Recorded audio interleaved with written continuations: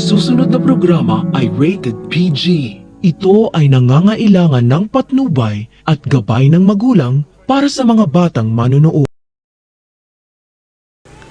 Ang pagkampi ni Zoe sa kriminal niyang inang si Moira ang magiging sanhi pala na mabubuking ang pinakatago-tago nilang sekreto na hindi siya tunay na anak ni Doc RJ. Hindi makapaniwala si Giselle na may magandang balita sa pagdating niya sa Pilipinas, na pinalayas na pala ni RJ si Moira dahil nahuli niya na ito pala ang totoong salarin. Pero ang hindi maintindihan ni Giselle kung bakit kampi pa rin si Zoe sa mami niyang kriminal kahit na muntik nang mamatay ang daddy niya dahil sa mami niya. Kitang-kita ni Giselle sa hotel na magkakampi pa rin ang mag-inang Moira at Zoe. At parang walang pakialam si Zoe na si Moira ang sumira sa buhay ng daddy niya. Malakas tuloy ang pakiramdam ni Giselle na parang hindi tunay na ama ni Zoe si RJ dahil nagawa niya pa rin kampihan ang mami niya sa mga kademonyuhan nito. Galit na galit rin si Giselle nang malaman niya na nabiktima siya ulit ni Zoe sapagkat natuklasan niya kay Lynette na hindi pala totoong nag-out of town ang kapatid niya. Kaya lagot si Zoe kapag nagkita sila ulit ni Giselle dahil isusumbong lahat ni Giselle kay Obeng ang kasinungalingan ng anak niya at mag-uusap-usap sila ng harapan.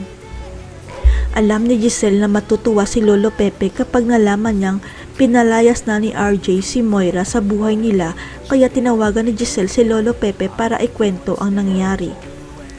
Kaya lang abot langit ang galit ni Lolo Pepe nang malaman niyang si Moira ang totoong tumulak kay Obeng, kaya gagawin niya ang lahat para pagbayaran ni Moira ang krimen niya. Ipinangako kasi noon ni Lolo Pepe na gagawin niya ang lahat kahit maubos pa ang kayamanan niya basta't magbabayad ang taong nagpahamak sa anak niyang si Obeng. Napagtanto rin ni Lolo Pepe na may tama si Giselle nang sinabi nito na parang hindi tunay na ama ni Zoe sa Obeng, kaya magdududa rin siya sa katauhan ni Zoe.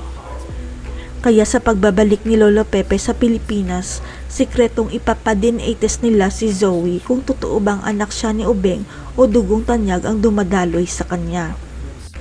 Tanging si Giselle lang ang nakakaalam ng sikretong ipina-DNA test ni Lolo Pepe si Zoe, at nagulantang sila nang lumabas na ang resulta ng DNA test ni Zoe.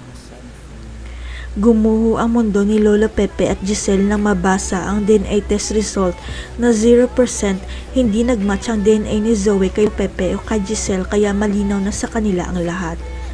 Kaya pala okay lang kay Zoe na muntik nang patayin ni Moira si Obeng at kampi pa rin si Zoe sa mami niya dahil hindi pala siya totoong anak at kadugo ni Obeng.